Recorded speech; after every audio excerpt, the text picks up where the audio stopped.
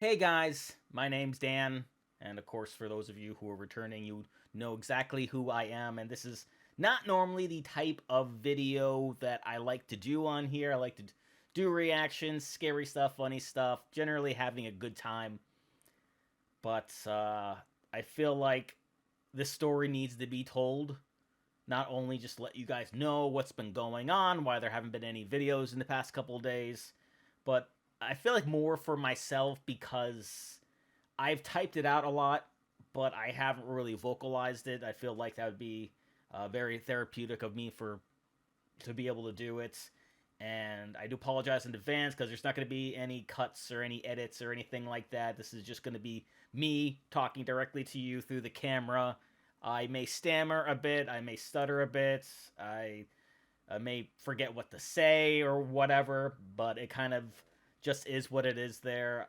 So, for context, as you can see from the title of this video, certainly isn't the best experience I've ever had in my life. Exactly the opposite, the worst experience ever.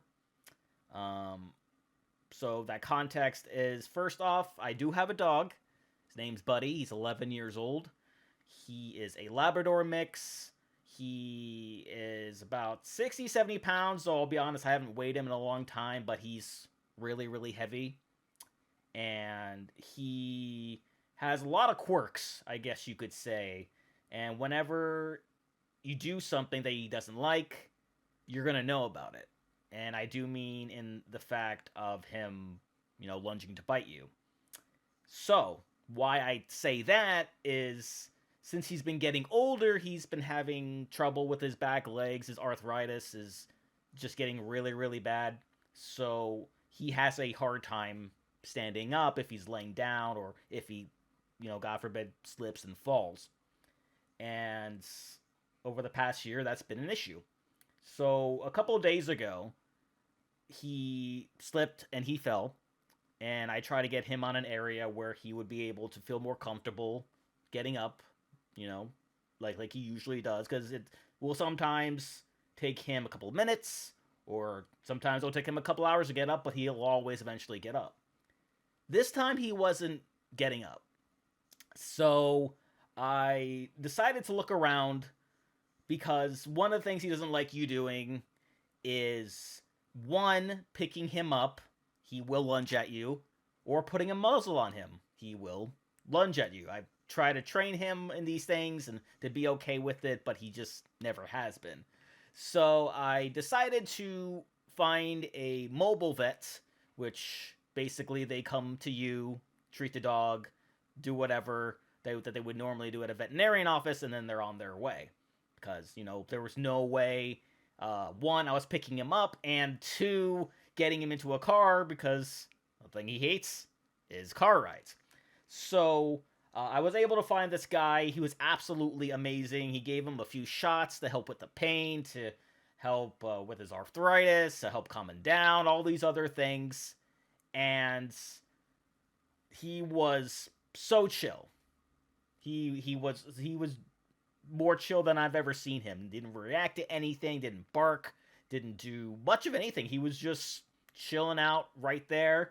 Fortunately, he wasn't getting up, but at least he was calm. At least it seemed like he was pain free at the time. We also got some medication that I've been giving him, and that's basically it. So I was basically laying there waiting for him to get up, and he never did. Then, unfortunately, the effects of the shots finally wore off, and as you may understand, when you have to go and you can't go, the more and more you hold it, it becomes very, very painful. And that's exactly what was happening with him. He was struggling to get up, he was crying a lot, and it was a very bad situation. I was up with him the entire night. The night before, I got maybe a couple hours of sleep, but that night I got no sleep. I was up with him the entire time. I There was no way I was sleeping with him in distress, even though I couldn't really do anything to help him. I wasn't about to abandon him in that situation. So, morning came, and I thought, if I could just get him outside. If there was just a way that I could get him outside, get him to do his business, and then bring him back in, he'll feel better, he'll be okay, I can continue on his medication. But unfortunately, as I may have said, he weighs a lot, very heavy, and I can't pick him up on my own. So I enlisted some help from my parents, and we were doing our best. We were trying a variety of different things to try to get him outside, and then we finally did. The only problem was both of us together, or all of us together, weren't really strong enough to be able to pick him up. It was essentially just me and my mom doing the heavy lifting, and he, slipped out of our hands, and he didn't fall, mind you. He just slipped out of our hands, and then he just sort of plopped on the ground, legs sprawled out, all that. So now I'm freaking out, because now I'm trying to figure out, okay, how the hell are we going to be able to get him back inside? We can't lift him, and there's like a little lift once you walk into the backyard. So we had to somehow figure out a way to get him over that, and I'm just not really quite sure what to do. Thinking maybe that we need to call the vet back, maybe have him come by. Hopefully he can help us with the situation. That's where I hoped the story ended, but not quite. So, for those of you who don't know, I live in South Florida. It is normally very hot, in the 90s, humidity, all that nonsense. Not too many clouds were in the sky. That's why I generally stay indoors. So, by the grace of God, I guess, on like this really hard tile, stands up. Be still my heart. I thought, oh my God, a miracle just happened. Everything's gonna be okay. So, I take him over to where the grass is. He goes and does what he's got to do. And then, oh shit, he stumbles down again. So you could see, with all the facts I just gave you, him not letting me pick him up, not letting me put a muzzle on him, him not being able to get up himself, and the weather being what it was. So, at that point, I was straight up freaking out. I just every scenario I thought that I could try to help him with, right? I got water from a hose and it kept on hosing him down. I was able to bring in a portable fan that stood about this high off the ground and try to, point it at him, hold an umbrella over him so he doesn't get the sun on him the entire time. And I'm having my mom call this vet and other vets and whoever I can find. And we talked to the original vet that came in the other day, and, well, not him, it was the secretary, I don't remember, but they said he was out on a call, he would let me know what's going on, it was going to be an hour. And, like, at that point, as I'm out there with him, and my mom's there with me, I'm like,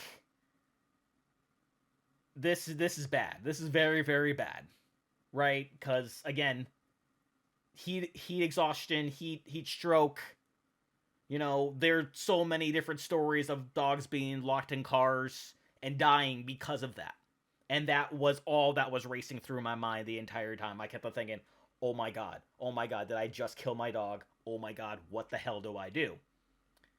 And as, we're waiting, we're still, like, alternating between holding the umbrella over him, spraying him with water, making sure he's, coherent, he's not falling over at any point in time, put the fan on him, having cold air blow on him, and this wait for a sort of callback feels like an eternity.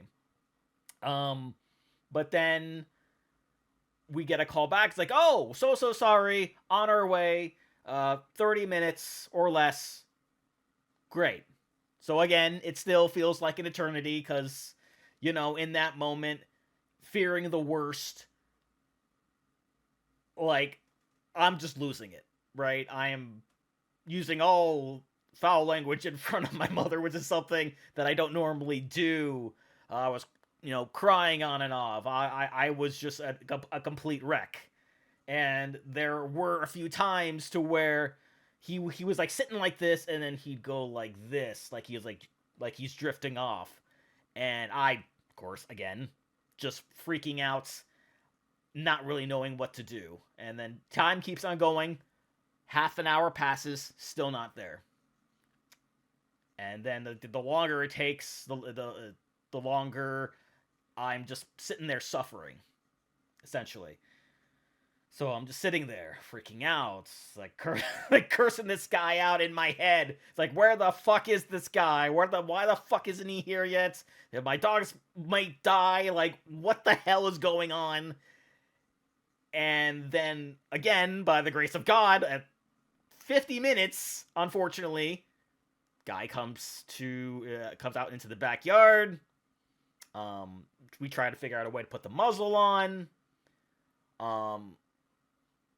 But I'm trying to remember what exactly happened next.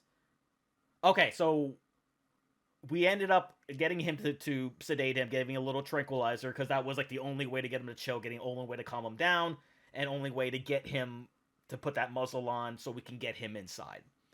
So we try some various tricks first with the getting the muzzle on. Doesn't work. He is very agitated at this point. And I'm just shaking. I'm just losing my mind. So he runs back out to his van, and gets all of his stuff. Gets the tranquilizer, and this guy's really good. Like he goes in, bam, done. And like that's what he did a couple of the night before. Like when he gave him the shots, he had his assistant sort of like distract him, and then he was just like bam, bam, bam. 3 shots, done. This guy, freaking incredible.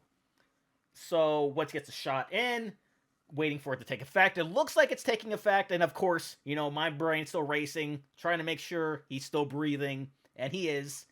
And it looks like he's falling asleep. But then, of course, as it would always be with him, he wakes back up again. And then it's just like, okay, looks very weak. He looks like he's not going to fight back at all. Get the muzzle on. All why my hands are shaking. He's too heavy to carry, so he brought a little stretcher for him that we helped carry into my room on top of blankets. And he's passed the hell out. But like, I am just so freaking relieved. I can't tell you how scared I was through the entire time. And the entire time I was out there, it took 3 hours for this entire process. Yes, I said 3 hours in the Florida sun, with the humidity, with very few clouds in the sky. I mean, you can kind of see I got very, very sunburned just sitting there holding the umbrella over him. I got really bad like here, and especially bad like on my shoulders. Just absolutely awful. But finally, he's back in, and I can't tell you how relieved I was. Anybody who's ever kind of been in that situation where your dog could possibly die, or someone could possibly die, and they get saved, that relief is just absolutely just tremendous. Like, even though it took him longer to get here than I would have liked, he saved my dog's life, and I couldn't be any more grateful for it. So going forward with him, he's going to be wearing his muzzle 24/7. I don't know if I'm ever going to take that off of him, because again, there's a lot of stuff that he isn't particularly like that you do. And while his legs get better, while we continue to give him medicine for all that stuff, I'm getting him a harness that I'm going to definitely need an extra pair of hands to carry him. So whenever he starts motioning to go outside, pick him up. I don't remember, it was like a handle or something like that. But we pick him up, bring him outside, put him in the grass, let him do his business, then bring him back in, and then he's good. And of course, he's not really a huge fan of eating through his muzzle. I basically have had to hand feed him all of it, and it's kind of adorable the way he kind of just goes in like that. He's good at drinking the water. Very good at that. He learned that very quickly, though I have to fill the dish a little higher so he can get to it better. But yeah, that was the past couple of days for me, and that was why I haven't been able to record anything, because I'm going to be honest, my dog is my number one priority. If he's not doing well, if he's not feeling okay, I will literally cancel plans because I want to take care of him. I want him to feel better. I want him to be happy. And after this entire thing, it's just like, okay, now what, right? Now what do we do? And of course, the whole solace behind this is 1, the muzzle, 2, the harness, which is going to allow me to do all these things with him that I've never really had the chance to do.